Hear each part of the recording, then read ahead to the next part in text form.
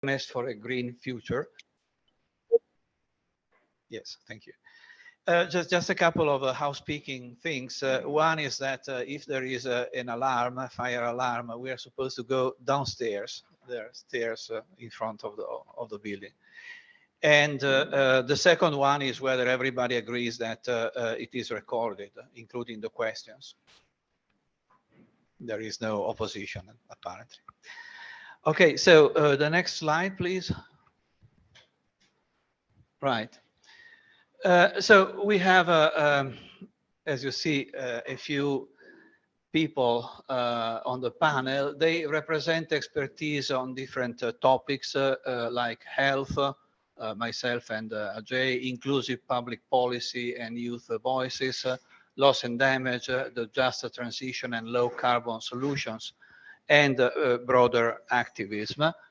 I put this figure because I want to remind you that we are talking about climate, but in fact, the climate is very much related to biodiversity and the use of resources, zero pollution, and so on. So there is a very close interaction and relatedness across all these aspects.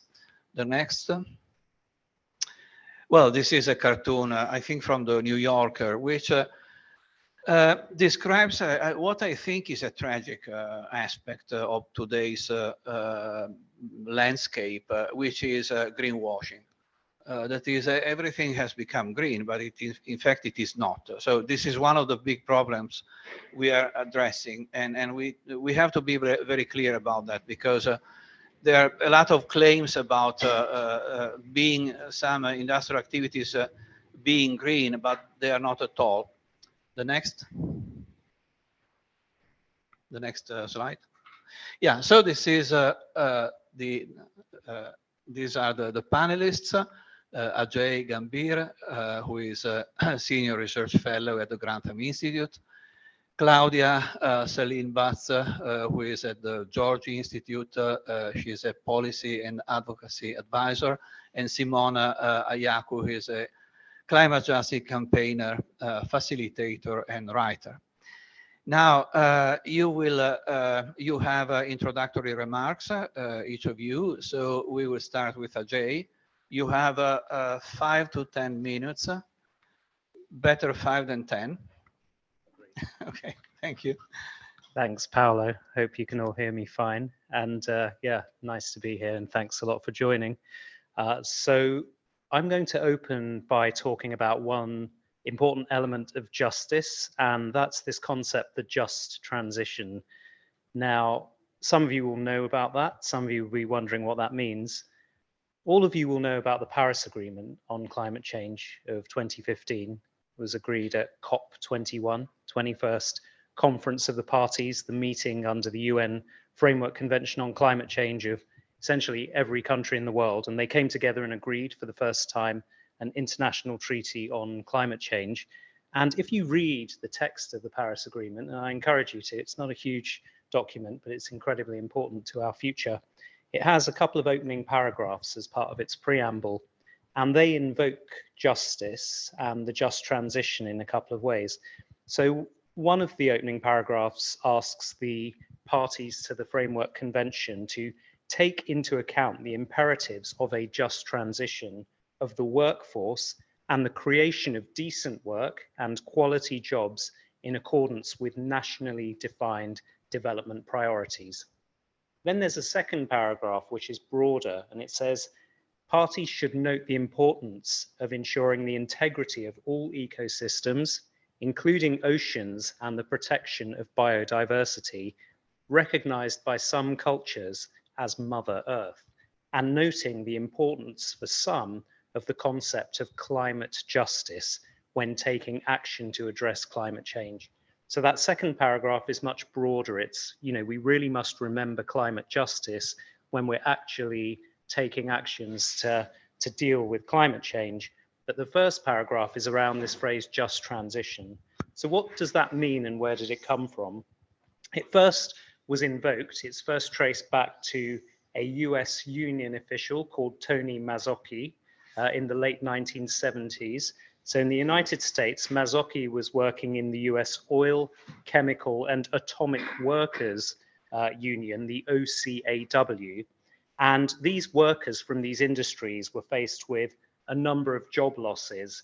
There were growing environmental sustainability concerns in the US at that time. And there was a US fund, something called a federal superfund law, that was going to provide millions of dollars of funding to clean up contaminated land from these industries, but absolutely no compensation for the displaced workers, the workers in those oil, chemical and atomic industries that would lose their jobs. So Mazzocchi and others took inspiration from a post-World War II act called the Servicemen's Readjustment Act, and that spent millions after the Second World War, bringing 15 million war veterans back into civilian life by spending money on providing wages, retraining and tuition for them. And this is sort of how the concept of just transition, that very specific term, first came about. It's that when industries close because of changing environmental or social concerns, there are necessarily going to be some left behind workers. And rather than allowing those workers and their communities to fall by the wayside and go into a sort of spiral of, despair and economic disruption and doom, the state and government should have some responsibility in compensating or helping retrain, relocate those workers. There's been some historical evidence around just or unjust transitions. We need to look at coal transitions, for example, transitions away from coal mining, which has happened a lot in the UK and the US. In these more neoliberal economies, the evidence hasn't been great. These sorts of economies have only received limited assistance from governments, and they've left a lot of people in communities which are still far lagging other communities today in terms of their poverty, their inequality, their health outcomes. There have been happier stories, particularly in economies with greater state industry union coordination.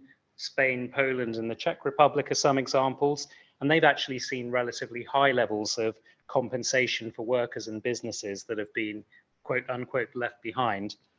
Germany probably provides one of the best examples. The West German Ruhr region saw a huge decline in coal and steel in the 1990s, and the government, working with businesses, unions, workers, and civil society, was able to provide widespread retraining and compensation and find new jobs for workers, often in green industries like energy efficiency and renewables. So that really provides us with this example of how this could and should be done. And actually, it gives us a bit of a playbook to follow. What are the kind of good principles of a just transition, and what do we need to try to achieve with this transition away from fossil fuels to a net zero future? Well, there needs to be as much foresight and timing as possible to allow a gradual introduction of compensation. That's, of course, really challenging because we've left it so late to decarbonize now that we don't have a lot of time. But nevertheless, there needs to be a role for multiple stakeholders, businesses, worker representative bodies, community and civil society bodies, so that there's a sense of sharing in the solutions and the discussions. States and governments should not be afraid of active industrial policy and building new industries to replace these old industries that we have to leave behind. And with that comes welfare support, skills support, retraining, and so on. So this isn't easy. It's been noted by World Bank economists, for example, that industrial policies, whether they're green or not, are particularly risky for countries with weak institutional capacity, weak civil society, low transparency and accountability of government organizations. So those states will need a lot of capacity building and funding support from the richer, more industrialized countries. Much more to say, but I'll finish there, and I'm sure that the colleagues on the panel will talk more broadly and expansively about different aspects of environmental and climate justice. So thanks. Thanks, AJ, and really great intervention. And welcome to everyone in the room. It's really delighted to be here, and welcome to our participants online. When I was sort of deciphering what I wanted to say today on this panel, it was not a question that I want, but very easy for me to to know what I wanted to speak to, and that is the role of youth and children and adolescents in climate policy making. We hear a lot about, you know, the need for new stories of a livable future that can and for new narratives that can motivate us to do what it takes to do to address the climate crisis. And this, I recently was reading an article referring to, you know, real world heroes that can motivate us and have an ability to inspire hope. And young people show all those traits. Governments, corporations, and academic institutions often, and international institutions for too long not been listening to the priorities and urgent demands of youth for climate justice. Children have been fighting to get a seat at the table where they are the ones that are going to be most impacted by the climate crisis. We are not just the beneficiaries of policies and programs on climate mitigation, adaptation, and finance, but also key stakeholders in designing and implementing climate policies and programs. And it was really great at COP27 in Sharm el-Sheikh to see that formally acknowledged in the outcomes of the conference. You may be wondering, has, you know, over the past decade, has youth activism been bearing fruit? And from my experiences at COP, I can say that it has been just within that space. For the first time this year, we saw the Children and Youth Pavilion, which offered young people from across the world a safe space to really convene with high-level experts, to host their own dialogues, to pitch policy proposals and solutions and to refine them collectively. But also within the formal agenda, there was a Youth and Future Generations thematic day, which was accompanied by intergenerational dialogues with you know, country leaders, but in addition to that, we saw the formal delivery of a youth statement synthesizing collective demands as well. And a lot of this was led by, of these efforts were a collective effort, but also driven by the Egyptian presidency's role, where their efforts to actually have a formal youth envoy who could really work with young people across the world. Children and adolescents represent 1.8 there are 1.8 billion children and adolescents between the age 10 and 24 on the planet today, and that represents 24% of our global population. And a child born today is likely 4% more likely to be to suffer and live through extreme weather events, and that is just, to me, severely unjust. But there's a lot that we can learn from their efforts, and I think a lot of optimism. So, you know, from my seeing what youth have been doing, I've seen them working on the nexus of not just sort of climate and health, but also looking at intersections with agriculture and food, but also the approach to advocacy has been really taking a human rights lens, so holding leaders to accountable for commitments that they've all ratified under international agreements, and really sort of leveraging communications channels and innovative approaches to get their messaging across to global leaders, but also by strengthening coalitions. We know that one person alone cannot, you know, make this significant progress.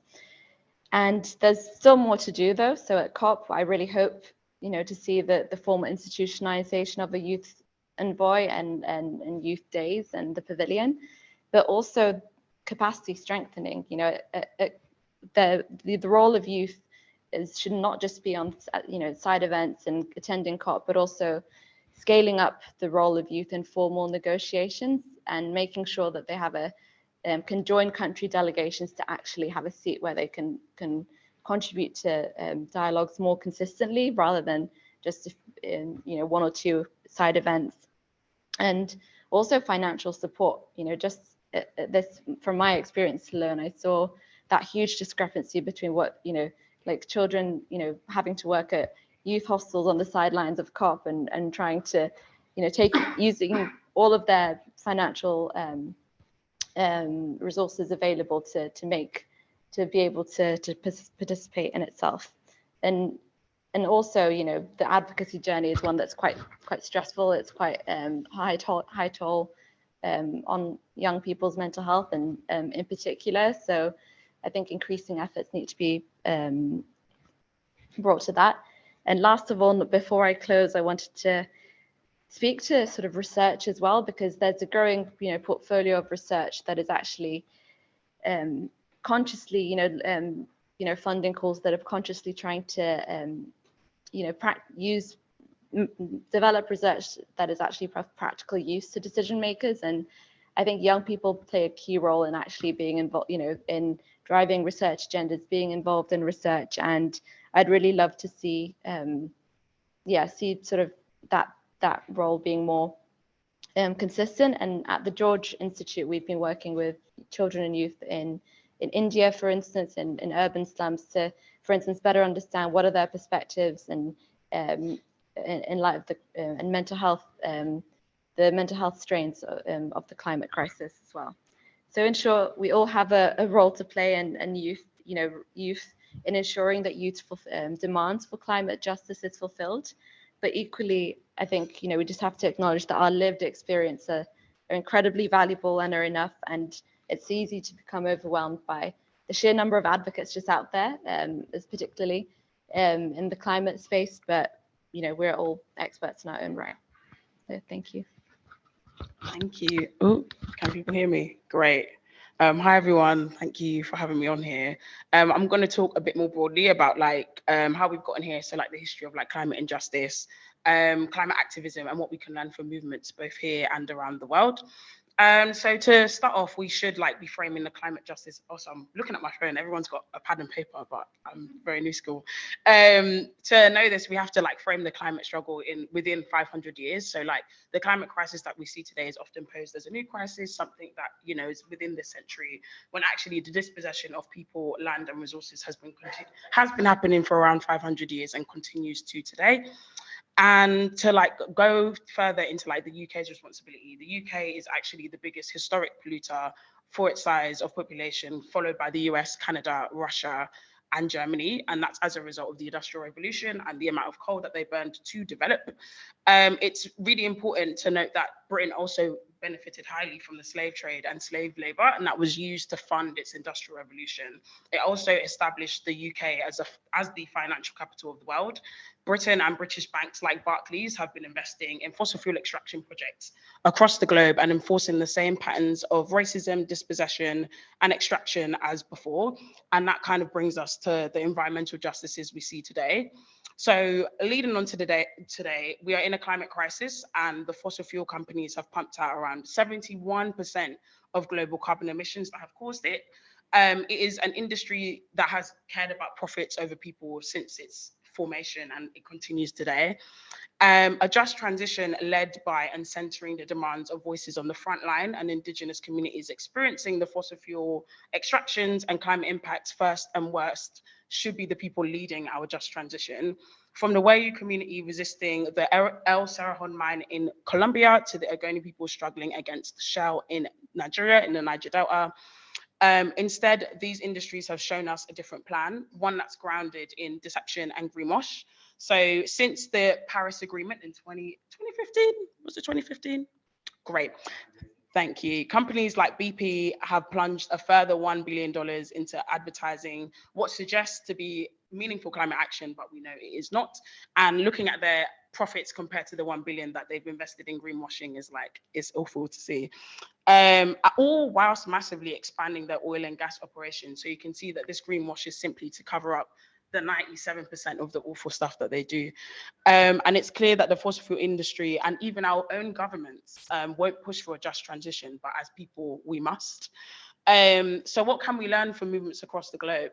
So from movements across the globe, we have to learn that and it's kind of been spoken about in this panel as well, is that climate justice is about interlinking the social and environmental justice that we see today.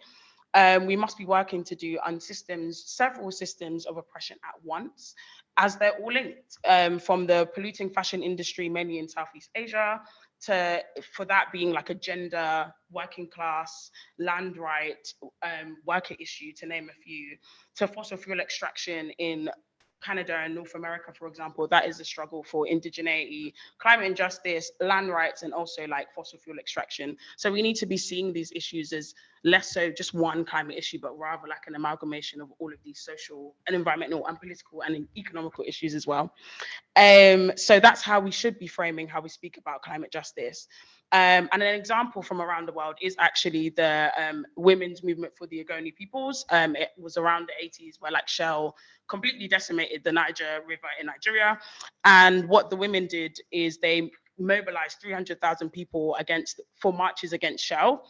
Along with this, they actively supervised children at marches, upskilled women with skills and education so that they could find better work, and actively went into communities to speak to women about what was happening with Shell and the Ogoni land and how it was affecting the people, and encourage them to protest and organize with them. This is the patience, commitment, and care movements need to not only educate people, but bring them on board and empower them to organize and protest. So what else can we learn from UK movements? So bringing it a bit more specific to us, we have seen broader movements like the Green New Deal, linking workers' rights, climate policies, and fossil fuel corporation regulations into a just transition. We have seen UK Black Lives Matter link migrants' rights issues with ongoing social cleansing and gentrification in East London with the expansion of the City Airport project. We've seen more climate groups more than ever, both youth and not youth, like Tipping Point, Just Stop Oil, UK School for Climate, Divest London, bringing more of a collective focus that are like campaign aims and campaign actions. So it's no longer about opposing a certain bank or opposing a certain project. It's about how it affects all of us across our intersections. So how should this shape our activism right now and like going into the future? The first thing is that everyone has a place in the movement and that we should all be trying to get into movements and organize. But our activism requires us to look at our current society and to question how society should function. It's about thinking about why these systems were put in place and who benefits and who doesn't. For example, it's not a coincidence that in the UK, like along with the climate crisis, we're seeing eroding to like public services, community infrastructure, and social provisions. In our lifetime, we've seen education privatized, aspects of healthcare privatized, youth centers closed, key workers grossly mistreated and underpaid, green spaces being taken away from people, and awful private housing. So we can see that like not only is our government profiting off of all of our oppression, but also is like continuing to make profits with other fossil fuel companies from the energy crisis as well. So when we think about what we need to do to like tackle these movements and like build broader like activist coalitions, we need to be building connective movements that are strategic in their collaboration. We tackle these issues through collective political education, organizing and action from the masses. It also looks like nurturing ourselves and our communities. From COVID-19 till now, we have seen that like many people fall through the state safety net. So we can't rely on the government to be our source of freedom.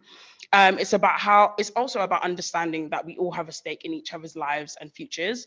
It's understanding that many of our wins have never been handed to us. It has taken the political work of many and not the few. And we only do this by coming together to hold institutions like our government, universities, cultural institutions, corporations to account on their investment in climate breakdown. Our collective futures rely on this. Thank you. I will hold it. Thank you very much. Thank you, very thoughtful interventions, and also thanks for keeping on time. So I have a few additional thoughts, which are probably more general. Some of them also refer to what has been said already. Can I have the next slide? My thoughts are both for the panel and for the attendees. Well, the first is that we shouldn't, from, well, if you like, a research point of view and an academic point of view, we should never forget that we need an alliance between several components. Certainly the youth movements, but also natural and social sciences. We always forget about the role of social sciences, humanities, particularly in policy making. Then I think that we need some kind of shift in bioethics, because I work in public health and in medicine. We are used to use concepts from bioethics which are related to our responsibility towards single patients. We refer to bioethics at the bed of the patients, or special periods in life, like birth, death, and so on. But now there is an incredible enlargement of the concept of bioethics. And we have a responsibility not only towards our neighbor, but towards people very far from us, and in fact towards the whole of the planet, and the future generation, people we do not know. And this kind of awareness needs to become much more widespread than it is now. For example, in the press, if you read the press, this is not at all represented there, that we have responsibility towards the whole planet and future generations. Well, then Simone referred to the historical legacy. There is a very nice book that just came out by Thomas Piketty, who is a French economist, who identifies the roots of inequality across nations and within nations, and of the environmental crisis in the same historical events, which is essentially imperialism. And you still see the impact of that. For example, there is a recent research showing that 1/6 of the carbon footprint of the typical diet in the European Union can be linked directly to deforestation in tropical countries. So there is a huge impact of our behaviors, lifestyle on low-income countries and middle-income countries. For example, zoonosis. The next. So, well, related to that is this kind of culture of unlimited growth, individualism, competition. The question is, how can we shift to another kind of culture, which has to do with the economy, but it has to do, and how society is organized, but if you like, also with the academic life, because our academic life is very much focused on individual competition. And how do we create a more cooperation, and how can we focus on the common good and set our goals around the common good? I realize these are very general questions, but they can be useful for the discussion. The next. Yeah, well, I was already talking about bioethics. We are used to a bioethics which is, or an ethics, which refers to proximal responsibilities and proximal causes, something that happens close to me, or responsibilities I have towards my neighbor. But now things that happen, like COVID, come from very far. So they are distal causes, and so we have distal responsibilities towards peoples in the whole of the world and future generations. And this should be the last slide. It refers a little bit to all you have said. Now, we have seen many movements in history, social movements, movements for gender justice, for racial justice. My question now for the panelists and for all of you is how the new environmental justice movements differ or can be characterized, because they are not rooted in specific, say, subgroups or groups of the population. Sometimes they are related to the defense of soil, of a land, and that's clear. But sometimes they represent very general, if not universal, principles. And so how do you see the social roots of the environmental justice movements? It was relatively easy for the social movements of the past, unions or political parties, to show their roots in the working class, for example. And the same happens for gender justice, racial justice. It is a little more fuzzy for and unclear for environmental justice movements, but probably should be clarified. I don't remember if I had another. Can you see if there is any other? No. Okay, that's all. These are questions I have for the panel, if you like. to start, but also for everyone else.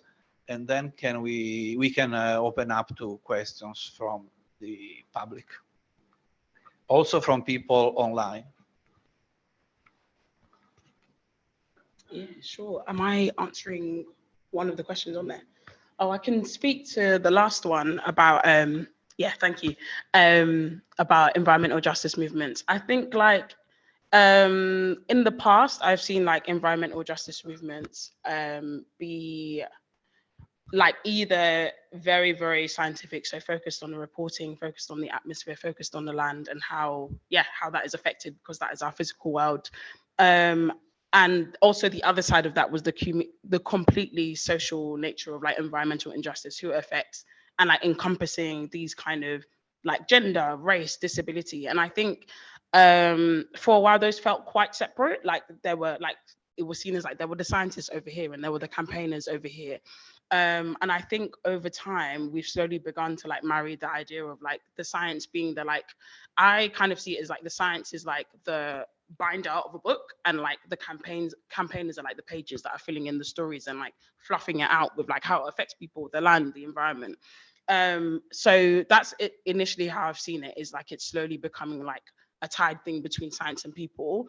I do think that like the environmental justice movement, because it's not actually, or in previously hasn't really been anchored in like social or like social identities, I guess, or like social political classes, it has kind of been removed from those movements. I think it's in some movements they have always factored in environmental justice. So we've seen some like fights for racial justice. They've always spoken about like, particularly in America, they've spoken about how houses are always like placed near waste sites, or like they've always put black and like brown people next to like places without any social amenities. But I think broadly now it's starting to become more inclusive of like social identities.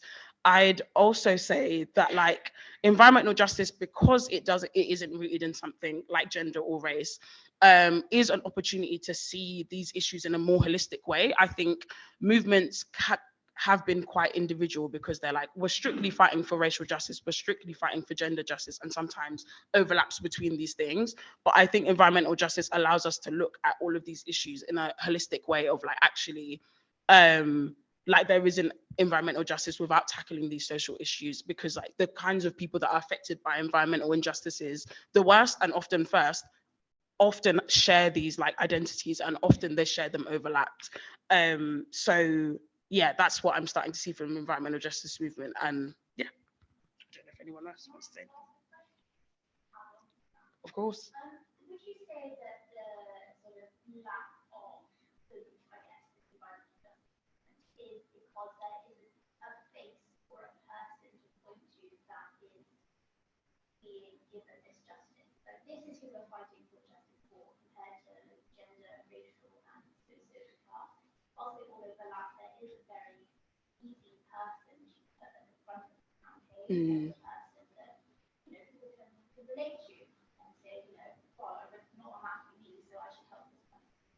With environmental justice, it seems, as you said, at first there was the science, and it's hard to relate to atmospheric changes. And then there's also the social aspects of environmental justice, like there's black people being stuck in these horrendously polluted areas. So, and there just doesn't seem to be an easy way to put an emphasis on environmental justice and what it really should encompass, because there seems to be this lack of focus on it. Do you deal with that in your own activism, or how would you suggest that we would work towards something that not? That's a really good add-on. Yeah. Repeat the question, because it helps people from Online. I'm really sorry. I don't know if I'm able to encompass your question in one sentence.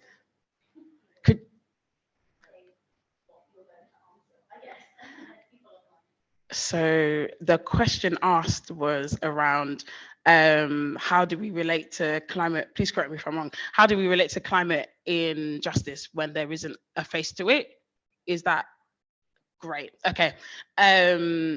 I think that like there is like a helpfulness in like personifying issues because we have a face to it, but I also think that like there is a major issue with that because it talks about whose face is actually put there.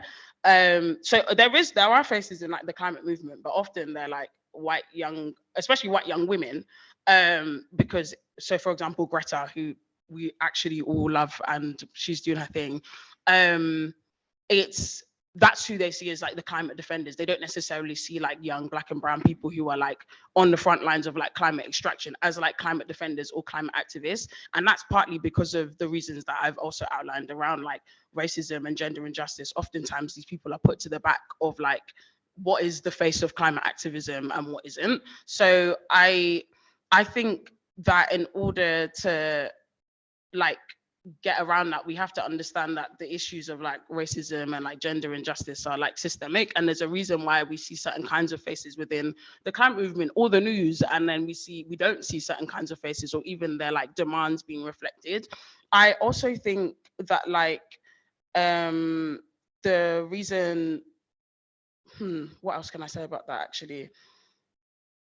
I think like to begin to put these people at the front would get us to really question, because what people are asking for who are on the front lines of climate injustice is for radical transformations.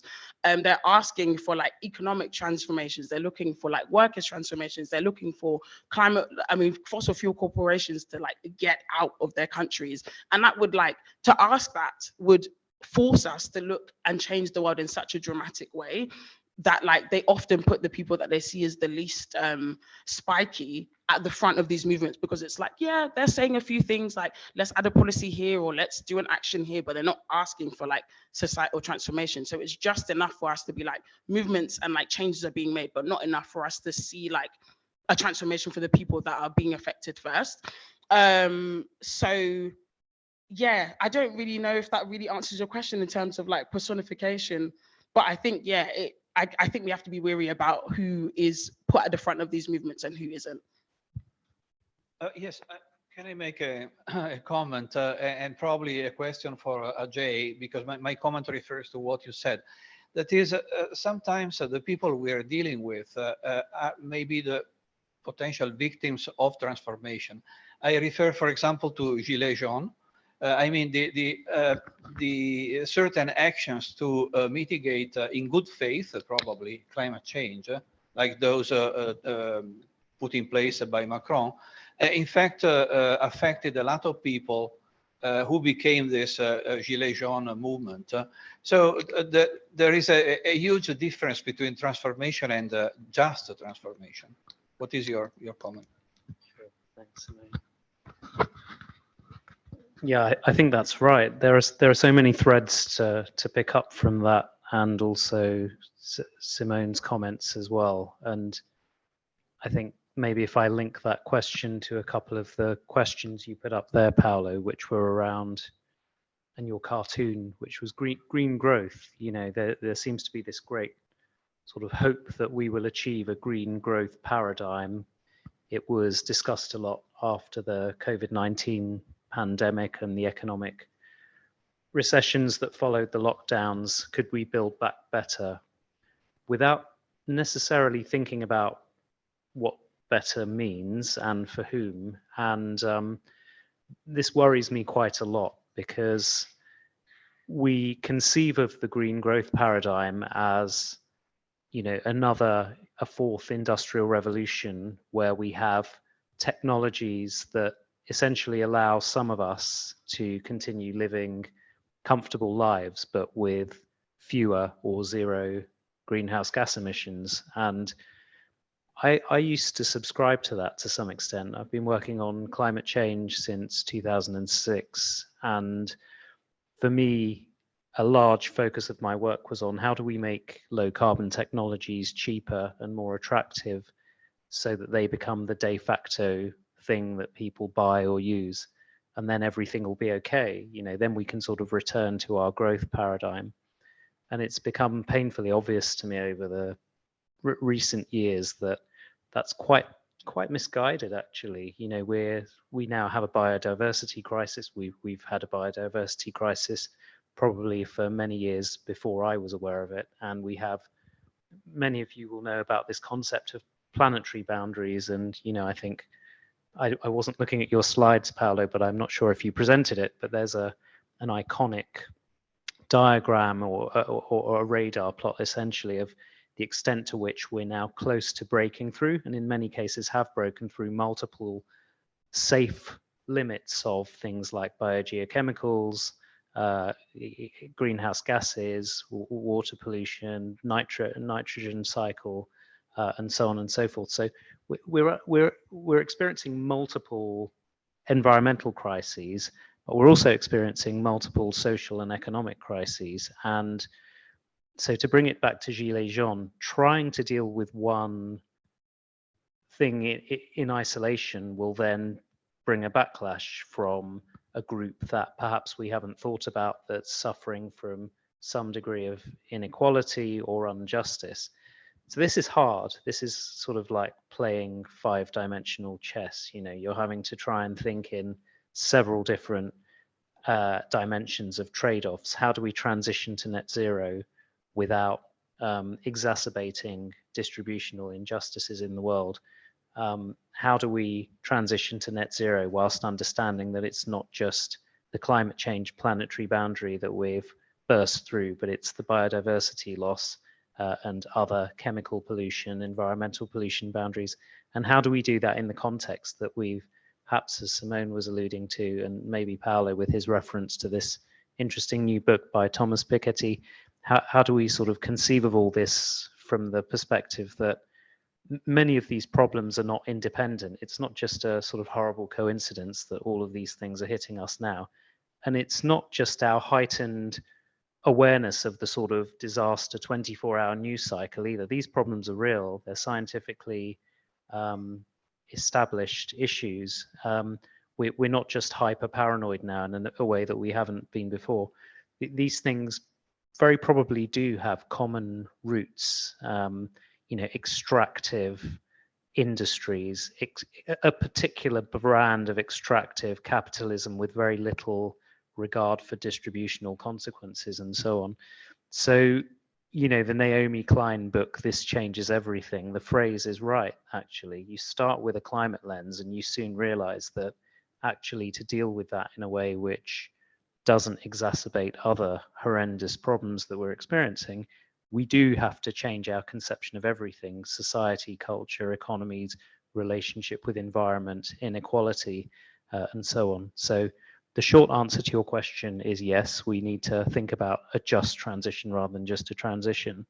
And the much longer answer, as encapsulated in those comments, is that you know, this now is the lens through which we have an opportunity to start thinking about all sorts of wretched and wicked problems that we're experiencing right now. Thank you. Do we have questions or comments from the people also online? Yeah. Yes. Hi. Yeah. Thank you very much for all those very interesting and very interconnected opening addresses. What you were speaking about in this changes everything, as you all sort of alluded to, is the need for sort of systems thinking and really understanding this whole system. And while there are many cultures and communities who sort of hold those views as their sort of default way of maybe seeing the world compared to some of our Western ideas, as you mentioned, Paolo, within academia, we also divide things up into disciplines. We divide things up into sectors. And even in policy making, you know, budgets are very, very divided and siloed. So I was just wondering in practice if, you know, there is this need to consider the sort of social implications of new technologies, consider this from you know, a global lens, a systems thinking lens. Do you have ideas of how we create spaces for that kind of thinking and that kind of connection? Because as you were sort of alluding to, AJ, you know, if you're working on new technologies and that's your sort of stream of thought. How do we do this work to think about all of like the consequences of sit down in a room? You know, does that happen at COP? What are the spaces to sort of think through? Okay, we have these multiple interconnected challenges with common roots. What do the solutions look like that take all these things into account?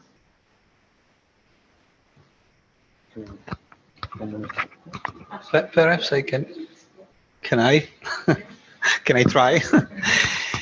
Well, my feeling is that these ideas start being included in, for example, in the calls for grants, the idea of co-creation and systems thinking and so on. My impression is that very often this is word of mouth. There is no concrete action and theoretical elaboration or practical elaboration. And I think that this should start from this kind of initiative, if you like, just through a freewheeling brainstorming. For example, there are bigger questions which are not answered yet. One is what Ajay was alluding to, this 9 boundaries, planetary boundaries paradigm, which is wonderful. It is very useful.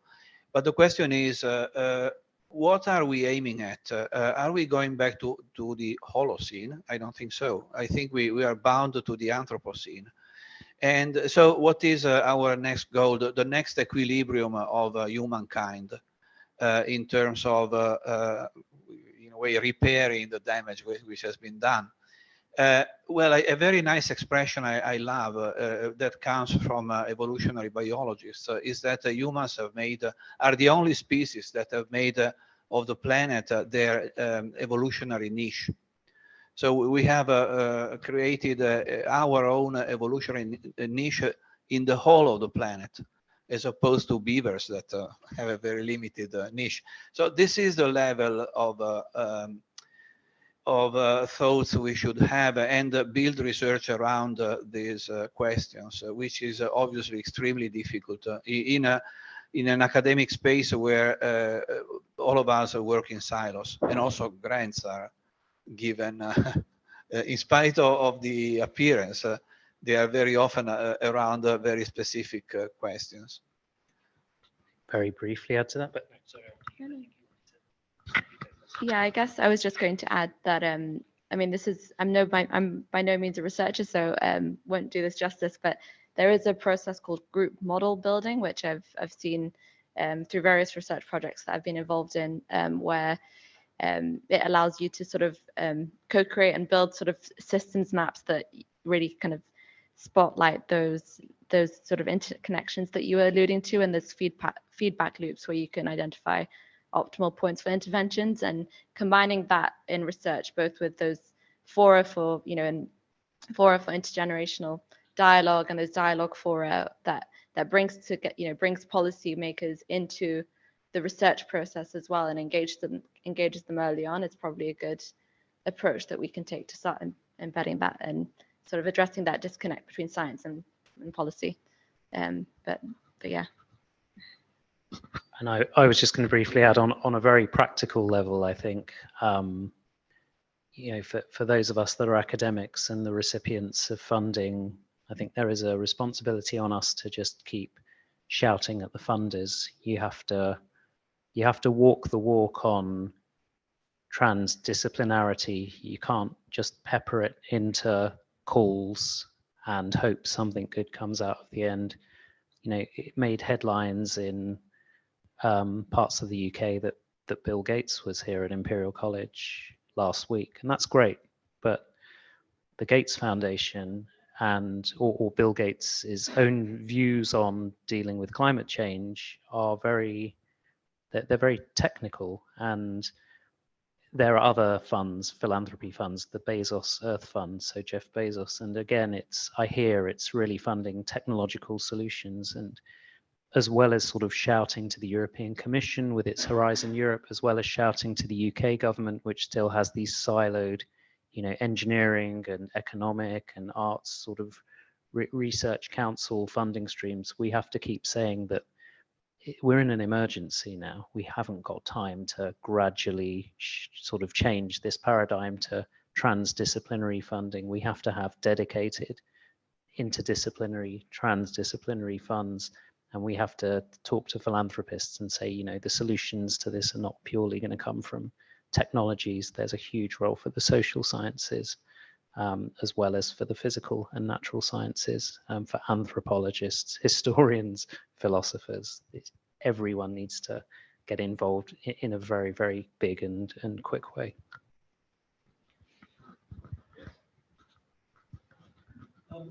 Got two questions. One level of, on high level, if you like. The low level one is there's undoubtedly going to be a need for an enormous amount of reskilling as we go to new energies, new manufacturing processes, new social behaviour. So, how do you think the responsibility lies between the old companies, the new companies, and governments in order to make that happen in a practical way? My other question is just related to Cher's illustration of what we need to move from is individualism and competitiveness to cooperation and the common good. I claim that you don't do good research unless you do the latter, even though some of the metrics are driven by the former. I'd like your comments on how do we actually achieve that common good and cooperative sense in a world where increasingly in politics and in social behaviour in many countries in the world, it's going the other way towards individualism and selfishness and competitiveness and polarisation. Would you like to say? Yeah, well, I have a couple of comments. Obviously, no one, I guess, in the room has the solution, but who would be the drivers of the change and the creation of new skills and so on? What was the first question, if I understood correctly? And the second is how can we build a culture of cooperation towards the common good in a world that goes in the other direction? Well, probably we in the academia have a lot of responsibility in both fields because we have to, we can look forward and we are looking forward. In practice, all we know about climate change, biodiversity and so on comes from academic research, basic or industrial research. So we can identify the skills that are lacking and how they should be reorganized around common goals. And the second question, frankly, I do not know. I agree that you see individualism and competition all over the world, all around us, but perhaps academia may be a place where collaboration can be fostered as a model that is opposed to competition. There is a mixture of competition and cooperation, which is not bad, but probably it would be better if we emphasize collaboration. It is a very provisional and partial answer. Yeah, I wrote down your question and was slowly trying to answer it in my head, but I'm speaking to the second one about how we move towards a world of cooperation. I do agree that academia has a really huge role to play, not only in trying to present it in an interdisciplinary way, but also it's one of the few institutions that is praised for advancing the world and advancing thought and advancing how we as people go forward. So I think there's a huge role for academia to play in showing people that actually working as a collective and doing things for the collective good is actually more beneficial than working in an individualistic way. I also think that a way that we can do that, I think a lot of people and countries are moving towards this individualist mindset because that is what we've been told is what works. And I also think people move more towards that in social and economic deprivation. I think a lot more people, when it comes to I don't know, a crisis in the economy, they're more likely to cling on to the things that they have and not want to share with other people. They don't see the common good in making sure that everyone is okay. They want to make sure that they're okay. So I think it points to a larger system of the fact that a lot of people's necessities aren't met, from education to housing to healthcare to water to food, which is forcing us to operate in like a more individualistic way rather than seeing, hey, actually we're all struggling, we're all suffering, we should come together. So I think like the responsibility is within like governments to provide these like social, or to provide these goods for people. It's like entirely their responsibility to make sure that people are educated, have access to healthcare, have access to education. And it's an absolute scam that now we're being sold all of those things. Like I don't know how old everyone is, but I paid 9,000 a year for university when people actually went for free in this lifetime. So it's like, how have we gotten here when that is the idea? Like, we've seen education as a social good, like a common good for everyone, and we've taken that away, and we need to move more towards bringing these like necessities back into the public realm.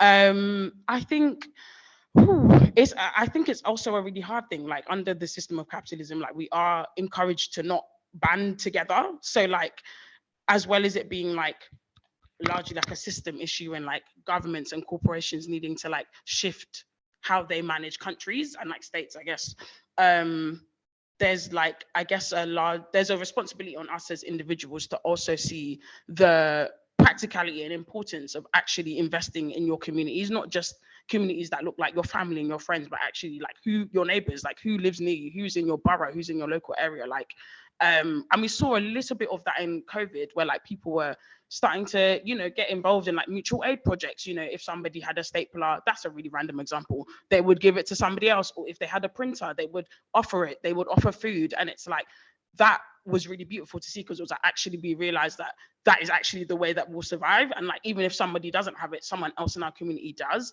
Sadly, it's actually fallen by the wayside as we've started to go back to normal, whatever that means. So I think there's also a responsibility on us to like actually invest in our communities in a more practical and like honest and intentional way. Yeah, but it's hard. I guess just quickly, I've got one example of a youth movement that has really been sort of fostered around cooperation and collaboration around food systems transformation. And the campaign is called Act for Food, Act for Change. And it's actually funded by two organizations, the Global Alliance for Improved Nutrition and Food Foundation. And basically it's recognizing that food systems contribute to both climate, health, biodiversity crisis. Young people young leaders from across the world put out this sort of pledge and call to actions to solicit broader views around, what are the top priority 10 actions that need to be addressed in our food system to